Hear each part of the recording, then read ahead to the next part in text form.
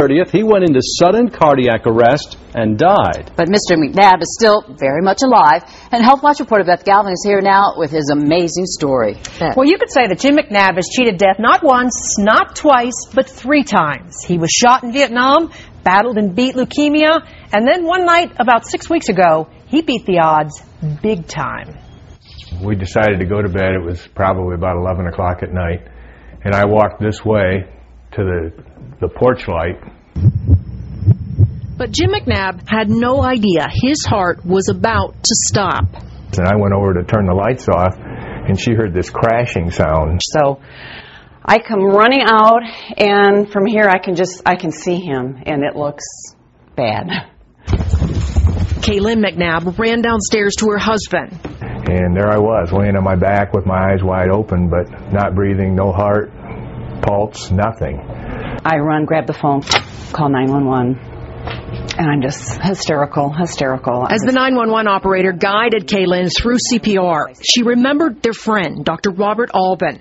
The St. Joseph's pulmonologist was just getting ready for bed, 3 doors down, when he got a call from 911. And again, I'll never forget this. As I get there, his wife is on the driveway and she screams, "Robert, I think he's dead. Jim's dead." Jim McNab's heart had been stopped for 10 minutes, and it took paramedics nearly 10 more to get a pulse again. And I was out for somewhere between 15 and 20 minutes.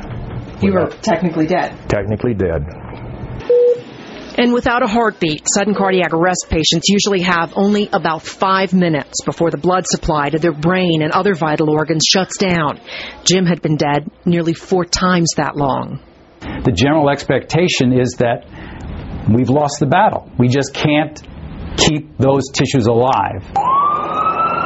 Jim was rushed here to St. Joseph's Hospital in Atlanta, the very same place Dr. Robert Albin had been telling other doctors about a novel new treatment for cardiac arrest patients called therapeutic hypothermia, cooling their bodies down to try to head off brain damage. Call it fate, call it ironic, call it whatever you will. I've probably given the lecture about 5 times now. The only problem? I had never done it in my life. Jim would be Robert's first patient. I just realized, I guess this is why I was learning about this. When he got to the ER, Jim was comatose, and Dr. Albin could see his friend's brain function did not look good. He kept saying to me that whole night, "We're just trying to save his brain."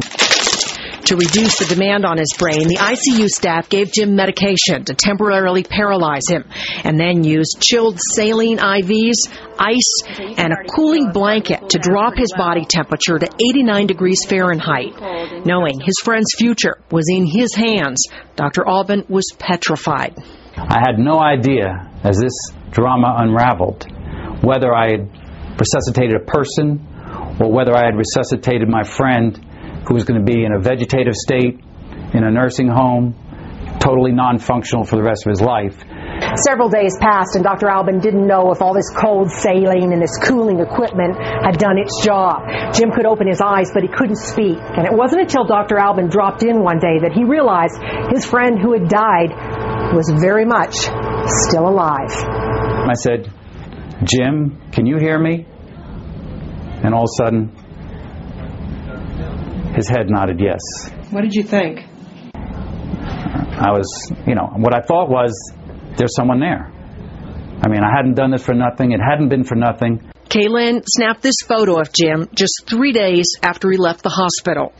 I feel great. Certainly he's a miracle, but there are other miracles out there if they can get to the right hospital and the right treatment.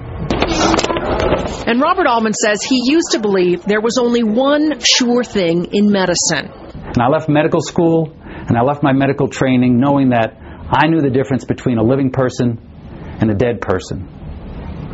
And as of a couple of weeks ago, I can no longer say that. Mm-hmm. And Kaylyn and Jim McNab couldn't be more grateful. It was your romantic side, very romantic side. Now, Jim McNab has no memory of going into cardiac arrest or the weeks that led up to his attack. But a neurologist has checked him out and expects him to make a full recovery, and he is ready, Russ and Amanda, to get back and play some golf.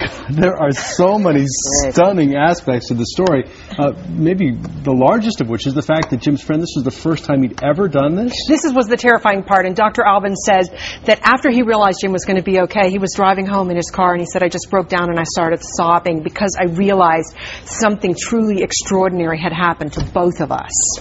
Amazing. Yeah, it is. Thanks for sharing the story. All right, stay with us when we return.